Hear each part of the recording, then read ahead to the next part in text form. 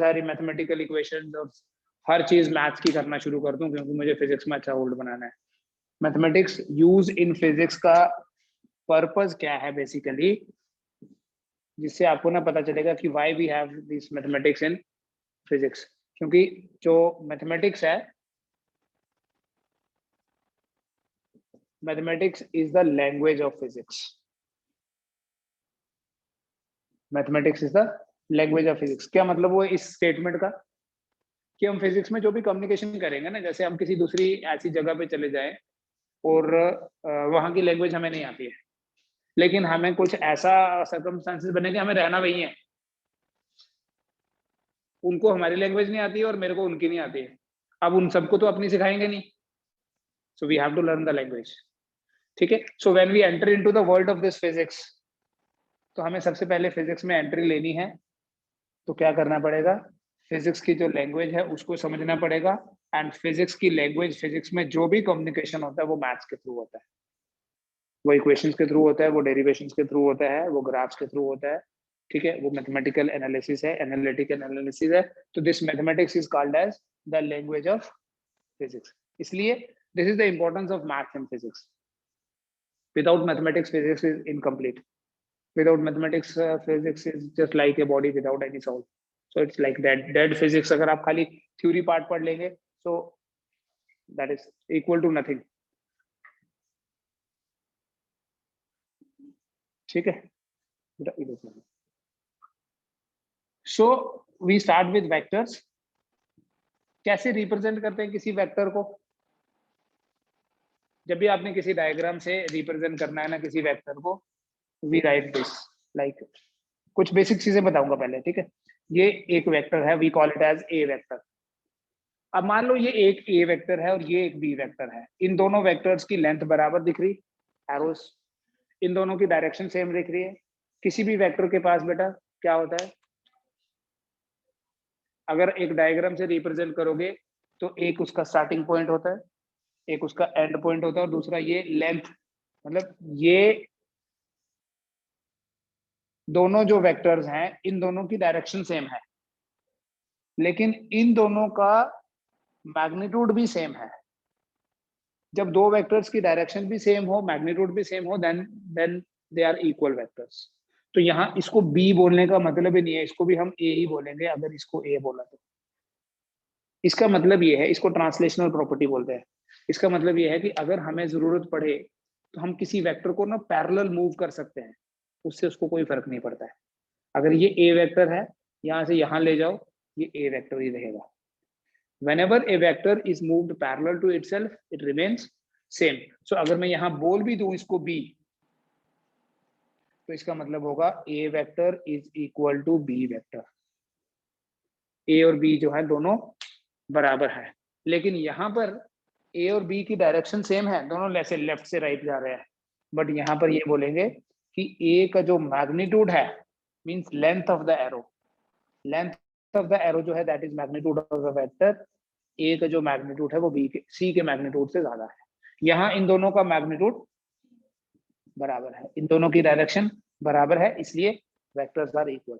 तो इक्वालिटी जो है वो दो चीजों को लेके होगी, मैग्नीट्यूड भी सेम होना चाहिए, डायरेक्शन भी सेम होनी चाहिए।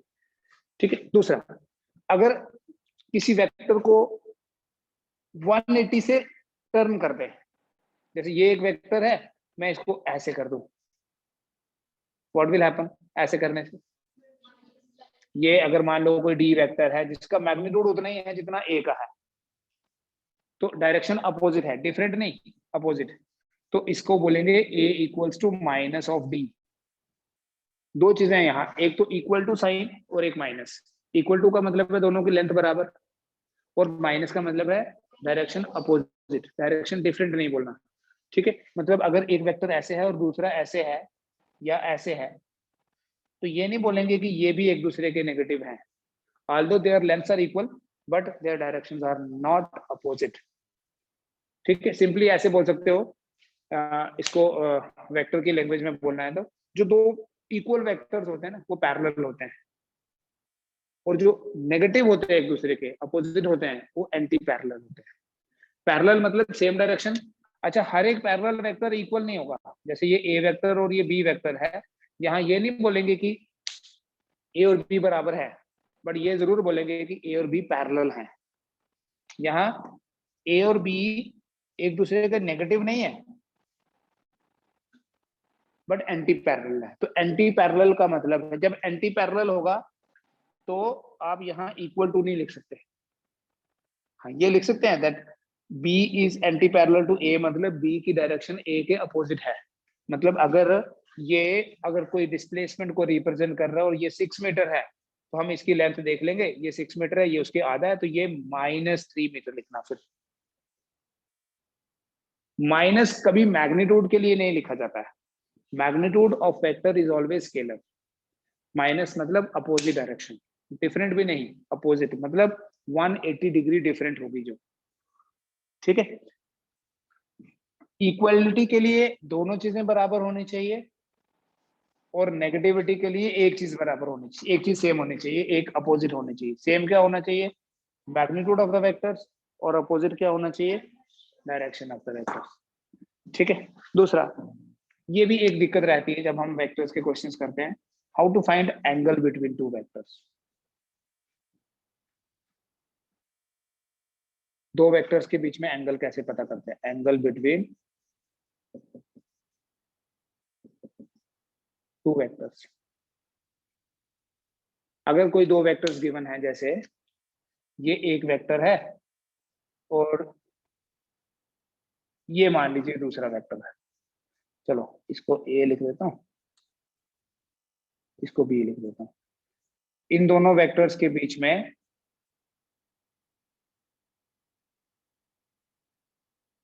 एंगल मार्क करना है। मार्क करना मतलब ऐसे दिखाना है कि ये एंगल थीटा है। तो कहां दिखाएंगे इन दोनों के बीच में एंगल? या ये नहीं होगा। जिस भी पॉइंट पे देखो, जब दो वेक्टर्स के बीच में आपने एंगल पता करना है, तो कोई पॉइंट ऑफ इंटरसेक्शन होगा तभी तो एंगल पता करेंगे। एक वेक्टर में यहाँ बनाऊं और दूसरा वेक्टर में यहाँ बनाऊं और बोलूं बताओ इनके बीच में एंगल, ऐसे कैसे बताएंगे? कम से कम एक कॉमन पॉइंट होना चाहिए, कुछ भी हो, ऐसे ऐसे कैसे भी। जिस भी पॉइंट पे आपने उन वेक्टर्स के बीच में एंगल पता करना है, उस पॉइंट पे या तो दोनों वेक्टर्स की टिप होनी चाहिए या टेल। और आपने हमेशा एक से दूसरे वेक्टर में जब जाना है तो एंटी क्लॉकवाइज डायरेक्शन फॉलो करनी है। तो इस पॉइंट पे देखो, बी की टेल है लेकिन ए की टिप है, तो हम क्या करते हैं? हम वही प्रॉपर्टी यूज करते हैं कि किसी भी वेक्टर को पैरेलल मूव करने से उसको कोई फर्क नहीं पड़ता। सो व्हाट वी डू, ए की टेल है, बी की टेल लाने के लिए ए को आगे ले जाओ, ट्रांसपोज करो, यहां से यहां शिफ्ट कर लो। तो यहां पर इसको मैं क्या बोलूंगा? ए ही बोलूंगा। This will be the angle between A and B, ठीक है। ये नहीं, स्मॉलर एंगल देखना है इन एंटी क्लॉकवाइज डायरेक्शन। नहीं तो आप बोलोगे ये ए है और ये अगर बी है तो ये वाला एंगल क्यों नहीं? ये भी तो है। We have to see the smaller angle in anti clockwise direction, this is theta. जिस भी पॉइंट पे एंगल देखना है, या तो दोनों की टिप, टिप क्या होता है? एंड पॉइंट, टर्मिनल पॉइंट भी बोलते हैं, और या दोनों की टेल। एक की टिप और एक की टेल नहीं चलेगी। If it is like something like this, ये ए वेक्टर है और ये है बी वेक्टर, अभी इन दोनों के बीच में एंगल, इन दोनों के बीच में तो आप यहां भी बता सकते हो। क्यों? क्योंकि दोनों के टिप तो है। नहीं तो आप इसको आगे ले जाओ, बोलो बी, इसको आगे ले जाओ, बोलो ए, और ये हो गया थीटा।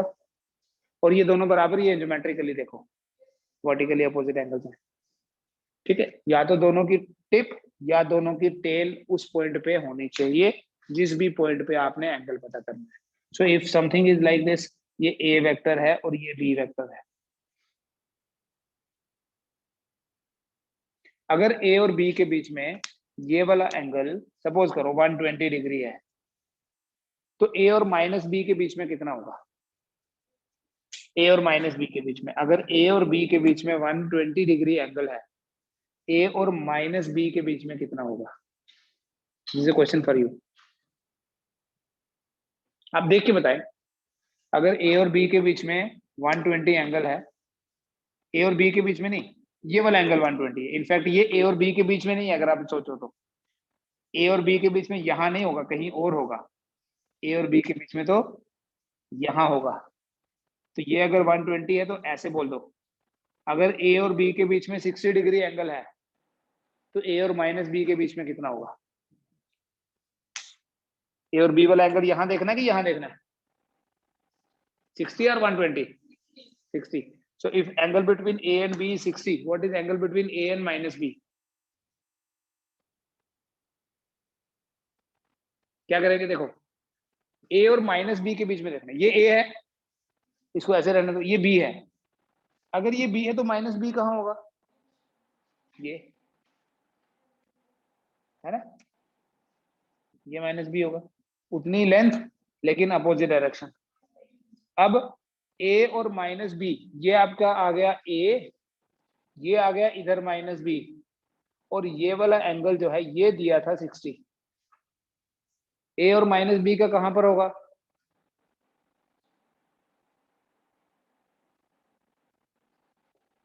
A और माइनस B का एंगल ये होगा, दिस विल बी 120। ठीक है, सिंपली ये याद रखो कि अगर A और B के बीच में थीटा है, if angle between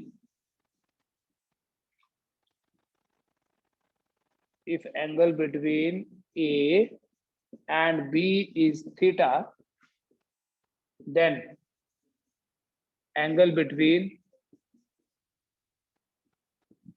A and minus B is 180 minus theta। ठीक है, ये हमेशा होगा ऐसा।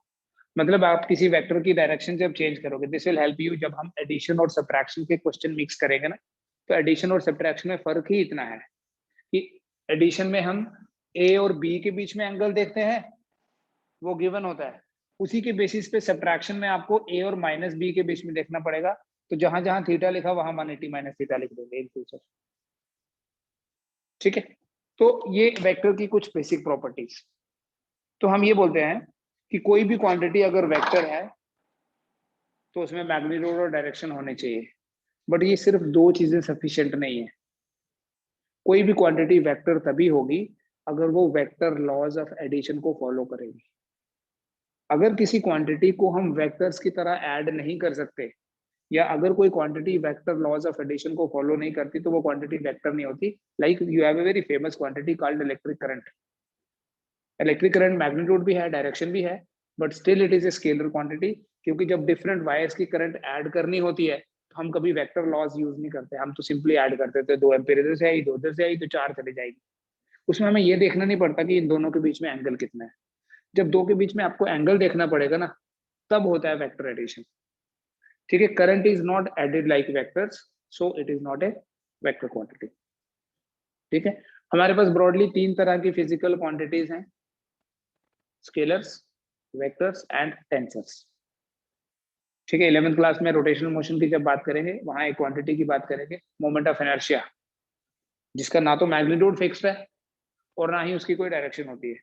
So such quantities which are neither scalars nor vectors are called tensors। ठीक है, क्या बोलते हैं इनको? The word is tensor। ठीक है, आल्दो टेंसर से हमारा बड़ा ज्यादा नहीं रहेगा एसोसिएशन, हम मेनली डील करेंगे with scalars and vectors. Vector addition की बात करते हैं बेटा। मान लीजिए कोई दो वेक्टर्स है, कुछ फॉर्मूले बताता हूं, फिर क्वेश्चंस भी करेंगे हम। एडिशन और सब्ट्रैक्शन हम एक ही हेडिंग में पढ़ते हैं। एडिशन का मतलब है दोनों वेक्टर्स को ऐड करना, और सब्ट्रैक्शन का मतलब है एक का नेगेटिव लेके दूसरे में ऐड करना। मतलब डायग्राम से अगर समझाऊं, ये एक वेक्टर ए और ये एक वेक्टर है बी। एडिशन का मतलब है इन दोनों का रिजल्टेंट फाइंड करना, जो ये होगा। सब्ट्रैक्शन का मतलब है इसका नेगेटिव लेना और फिर इन दोनों को ऐड करना। मतलब ए माइनस बी का मतलब क्या है? ए प्लस नेगेटिव ऑफ बी, तो ये एक और ये दूसरा, तो ये है उसका रिजल्टेंट। इसको मैं बोल देता हूँ आर, इसको बोल दो चाहे आप आर डैश। तो ये O P Q and S है। ये जो आपको ट्राइंगल दिख रही है बेटा ओपी क्यू, इन ट्राइंगल ओपी क्यू क्या है? Triangular law of vector addition. जो दो साइड्स सेम ऑर्डर में है उनका आपने रिजल्टेंट लेना है, that should be in the opposite order. So we say ये ओ क्यू तो आर है, so R is equal to A plus B.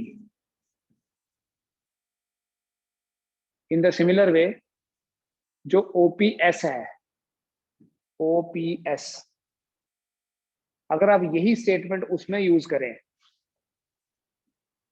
In triangle OPS, OP plus PS is equal to OS, जो दो same order में है। Same order होता है बेटा टिप टेल। सेम ऑर्डर को आप कैसे याद रखते हो? By these words, tip plus tail. ये जो पॉइंट है, देखना ध्यान से, इसकी टिप है लेकिन इसकी टेल है, और यही पॉइंट इसकी टिप और इसकी भी टेल है। तो ये टिप टेल या ये एक, ये टिप टेल या ये एक ही बात है। नेट इफेक्ट फाइंड करते हैं हम। तो यहाँ क्या बोल देंगे, ओ एस जो है वो तो आर डैश है, it is equal to A plus minus B. ठीक है, अगर ए और बी के बीच में एंगल थीटा है तो ए और माइनस बी के बीच में कितना होगा? 180 माइनस थीटा। कुछ ट्रिग्नोमेट्री के फॉर्मूले यहाँ यूज होंगे, ठीक है, मैं जहां जहां यूज होते जाएंगे वहां बताता जाऊंगा। ऐसे अगर मैं पहले सारे फॉर्मूले लिखूं ना ट्रिग्नोमेट्री के, तो जहां यूज करना होगा वहां फिर से लिखना पड़ेगा, तब तक वो निकल गया होगा कि क्या था वो। सो जो भी mathematical formula other than these vectors and calculus होगा, उसको हम जब यूज में लाएंगे तभी सीखेंगे, ताकि वो परमानेंटली एक इंप्रेशन। ऐसे लिस्ट ऑफ फॉर्मूलाज जो है ना वो बड़ा कंफ्यूज कर देती है। आर का मैग्नीट्यूड कितना होता है बेटा? A square B square plus 2ab। आपको पता है इस आर की मैक्सिमम वैल्यू कितनी होती है?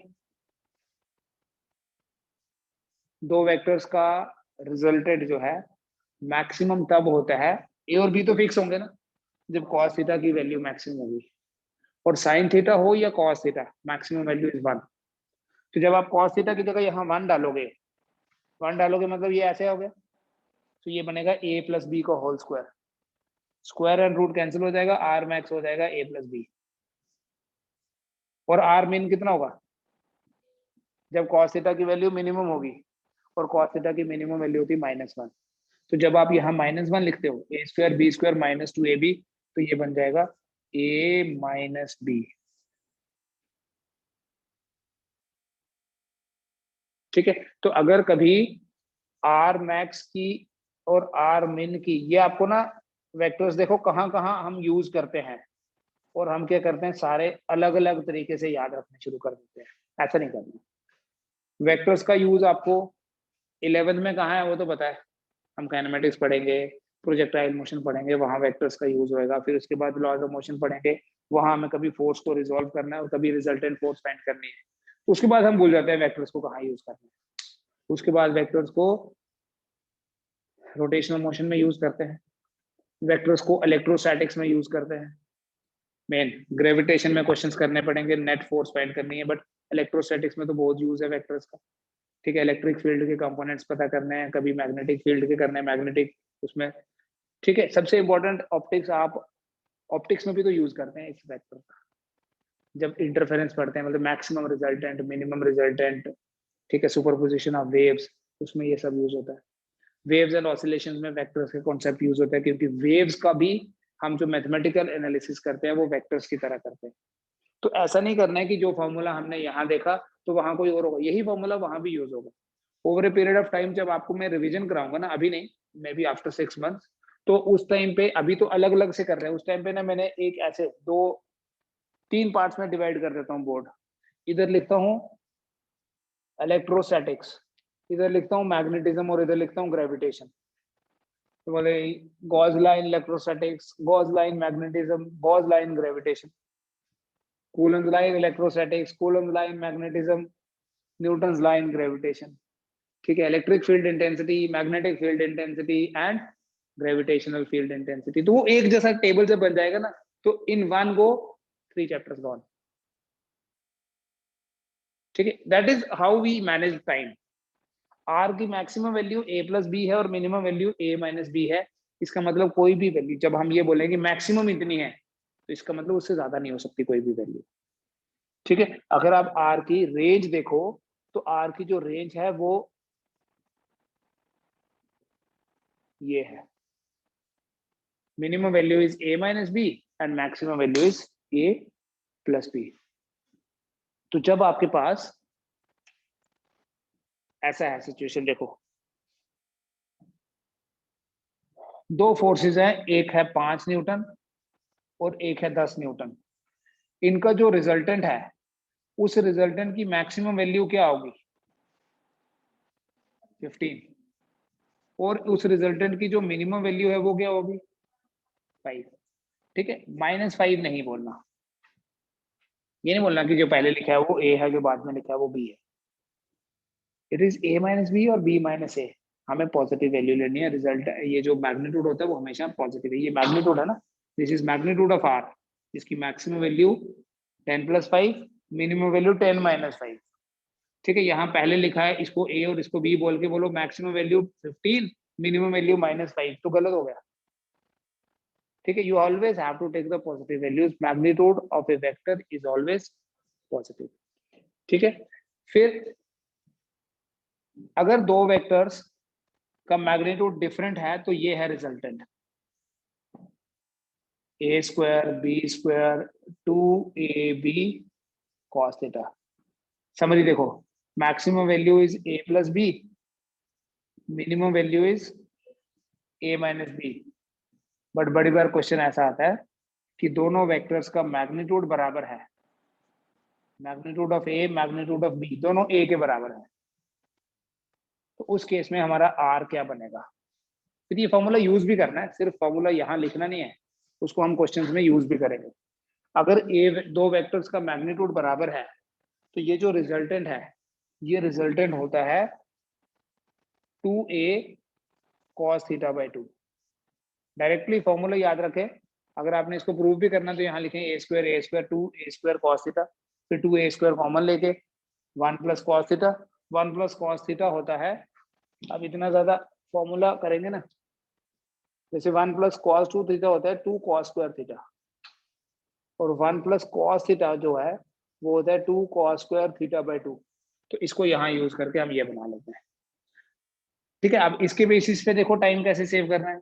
मान लो दो वेक्टर्स का मैग्नीट्यूड सेम है और ये दिया है कि उन दोनों वेक्टर्स की डायरेक्शन भी सेम है, मैग्नीट्यूड भी सेम और डायरेक्शन भी सेम। थीटा 0 हो गया, जब थीटा 0 हो जाएगा दिस विल बिकम 1, तो आपका आर आ जाएगा 2a। अगर मैग्नीट्यूड सेम है और दोनों वेक्टर्स के बीच में 60 डिग्री का एंगल है, this will become cos 60/2, cos 30 √3/2, a √3 आ जाएगा। अगर थीटा की वैल्यू 60 है तो आर कितना आएगा? a √3। अगर थीटा 90 है, करके देखना, अगर थीटा 90 है तो ये आता है a√2। अगर थीटा 120 है ना, तो a आएगा। मतलब दो वेक्टर्स का रिजल्टेंट अगर बराबर होंगे तो उतना ही रहेगा जितना है, a plus B is equal to a, magnitude की फॉर्म में। और अगर थीटा 180 है तो 0। देखना एक चीज, दोनों का मैग्नीट्यूड a है, सम करोगे कितना आएगा?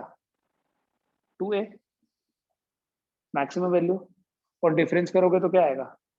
तो अगर दो वेक्टर्स का मैग्नीट्यूड सेम है, उनका रिजल्टेंट मैक्सिमम हो सकता है ट्वाइस ऑफ देयर मैग्नीट्यूड और मिनिमम होगा 0। ठीक है, ये वैल्यूज कम है। ये जो a√2 है ये कितना होता है? 1.414a। ये जो a√3 है ये कितना होता है? 1.73। कोई भी वैल्यू a प्लस बी से ज्यादा नहीं है और कोई भी वैल्यू a माइनस बी से कम नहीं है। ठीक है, एक छोटा सा क्वेश्चन लिखो, फिर सब्ट्रैक्शन की बात करते हैं। लिखो, इसी में डायरेक्शन के लिए फॉर्मूला आपके पास होगा। ये अगर एंगल अल्फा होता है, डायरेक्शन ऑफ आर, क्या फॉर्मूला है डायरेक्शन ऑफ आर का?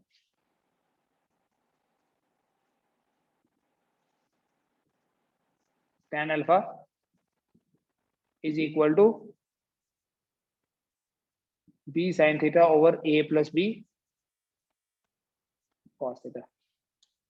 ठीक है, अभी तो फॉर्मूला ही लिखेंगे आप, क्वेश्चन लिखेंगे। देखो, the sum of two vectors,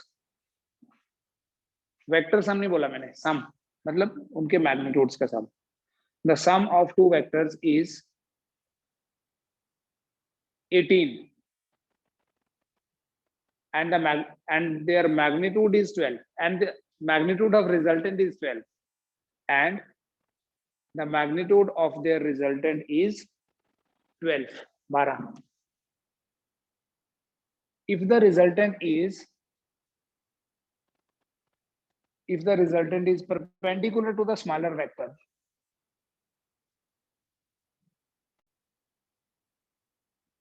then find the magnitudes of the vectors. उन वेक्टर्स के मैग्नीट्यूड बताओ कितने होंगे, मतलब ए का मैग्नीट्यूड कितना होगा और बी का मैग्नीट्यूड कितना होगा।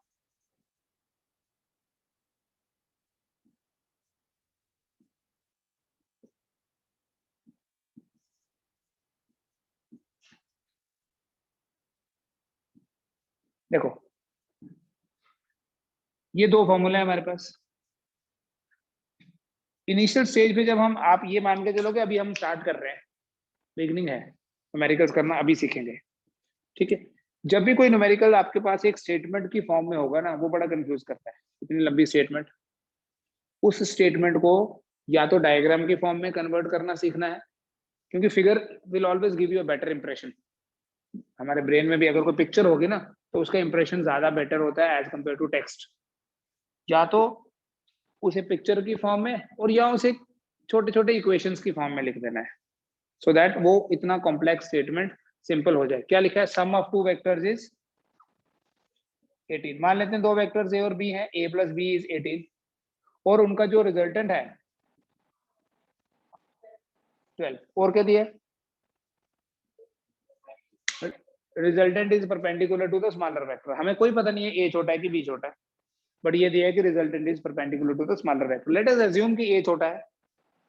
ठीक है, तो हम ये मान लेंगे, क्योंकि हम ए के हिसाब से एंगल देखते हैं ना, ये अल्फा किसके बीच में एंगल है? ये अगर ए और बी दो वेक्टर्स हैं, आर उनका रिजल्टेंट है, तो अल्फा किसके बीच में एंगल है? हम ए को अगर स्मॉलर एज्यूम कर लें तो क्या बोलेंगे? अल्फा 90 है। ठीक है ना, तो उसके लिए क्या है, हमें दूसरा एंगल कोई और पता नहीं करना पड़ेगा। हम बी को अगर स्मॉलर मानते तो फिर बोलना था ये 90 है।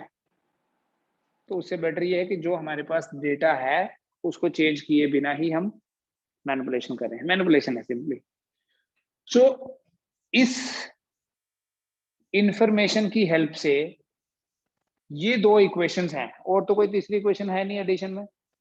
कैसे हमें पता चलेगा कि ए का वैल्यू कितना है? अगर हम यहां डाल दें, आर का वैल्यू डालें, ए और बी का तो पता ही नहीं है हमें, तो ए प्लस बी पता है, तो यहां तो नहीं डाल सकते कुछ भी।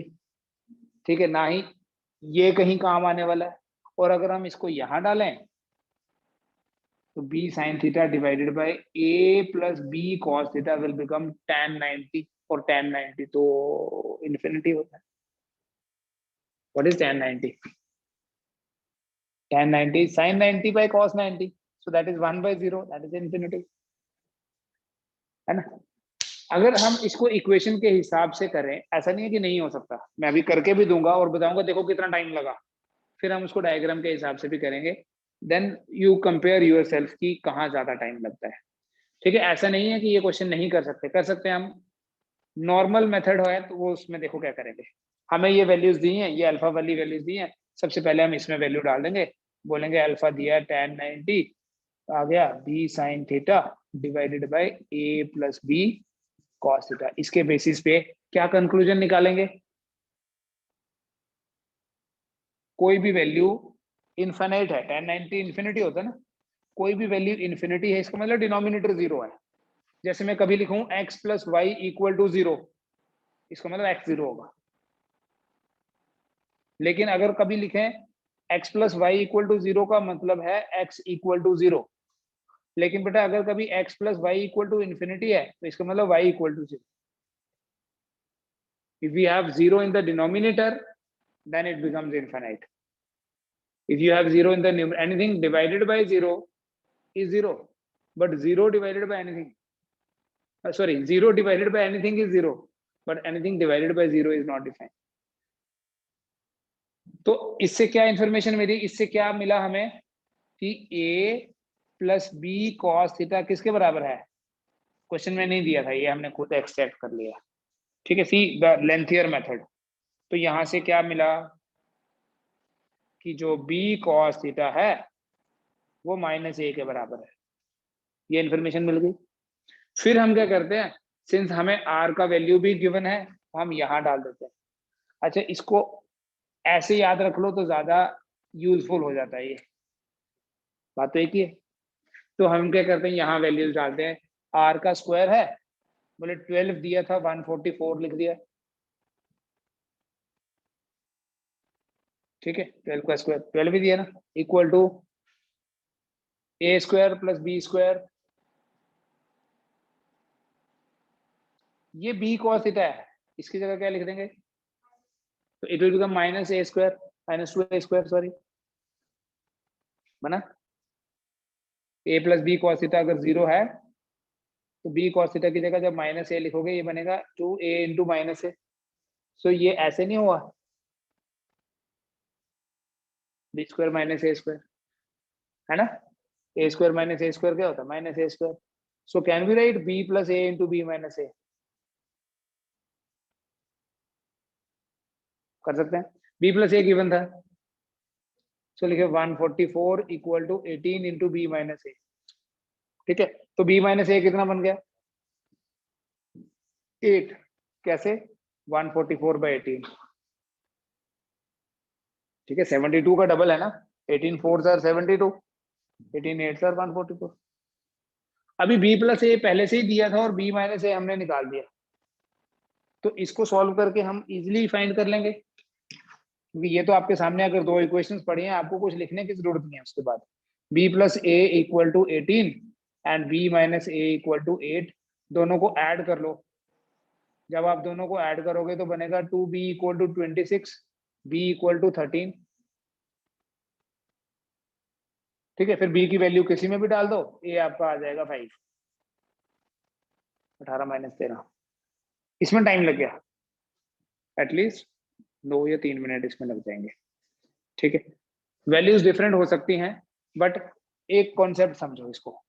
इसी क्वेश्चन को डायग्राम की फॉर्म में कन्वर्ट करते हैं, स्पेशली जो इसमें लास्ट वाला पार्ट है ना, बहुत ज्यादा इंपॉर्टेंट है। ये आप खुद करो, आप खुद चूज करो कैसे करना है। ये एक वेक्टर दिया है a, मैं क्वेश्चन को डायग्राम की फॉर्म में कन्वर्ट कर रहा हूँ। ये वेक्टर है b और ये दिया है r।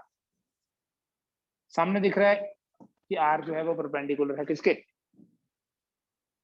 a के, मतलब अल्फा कितना है 90। थीटा की बात ही नहीं की है और ना ही थीटा फाइंड करना है, तो हम इसको छेड़ेंगे नहीं, इस एंगल की बात ही नहीं करेंगे। लेकिन अभी हमने एक प्रॉपर्टी पढ़ी कि किसी भी वेक्टर को पैरेलल मूव करने से उसमें कोई चेंज नहीं आता। तो जब आप इस b वेक्टर को पैरेलल मूव करके यहां ले जाओ तो इसको b की जगह कुछ और बोलेंगे क्या, b बोलेंगे। अब इसको हटा दो, एक ही स्टेप में हो गया। देखो यहां हम ये बोल सकते हैं that b square equal to r square plus a square, Pythagoras theorem. Length of the vector देखना, वो मैग्नीट्यूड होता है, तो b का जो मैग्नीट्यूड है उसका square, a square r square. So b square minus a square हो गया ना r स्क्वायर। तो वहां तो वो tan अल्फा वाला कॉन्सेप्ट लगा के भी फाइनली आया तो यही था। तो इसको क्या बोलोगे, b minus a, b plus a equal to 144, आगे सेम है।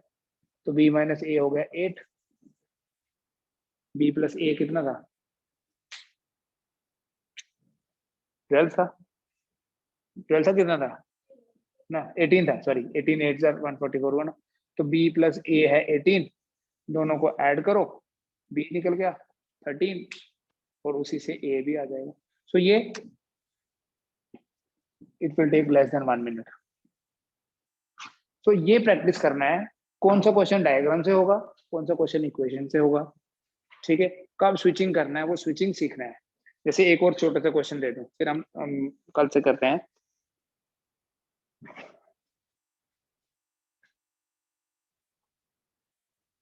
जैसे frog hops 4 times,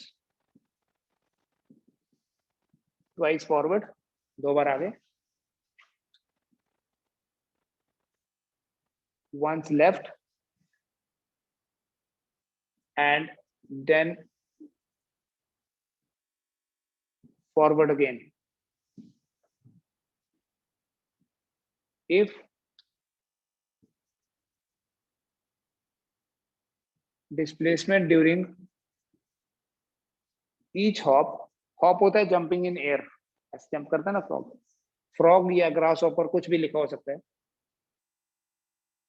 is x centimeter, then find the net displacement.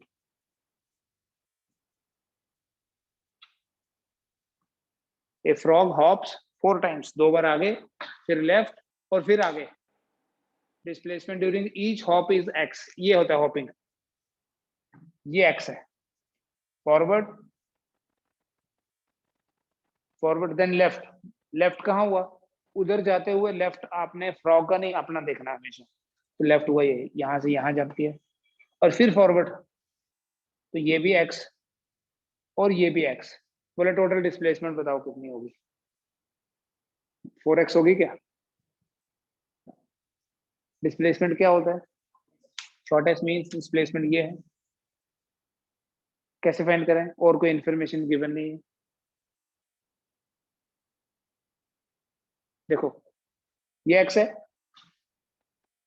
ये भी तो x होगा, ये x है, यहां से उठाओ, यहाँ ले जाओ, ये भी x है, तो ये भी हटा दो, अब हो गया, ये हो गया 3x और ये हो गया x। तो आपको अगर ये AB पता करना है तो AB का स्क्वायर कितना होगा, 3x का square plus x square, it is equal to 10x square, गलती से यहाँ 4x स्क्वायर नहीं लिख देना, 3x का होल स्क्वायर है। सो आपका AB कितना आ जाएगा, x√10 आ जाएगा। ठीक है, इस तरह से थोड़ा अप्रोच रखना है ताकि हम टाइम बचाएं। ठीक है, बाकी हम कल कंटिन्यू करते हैं।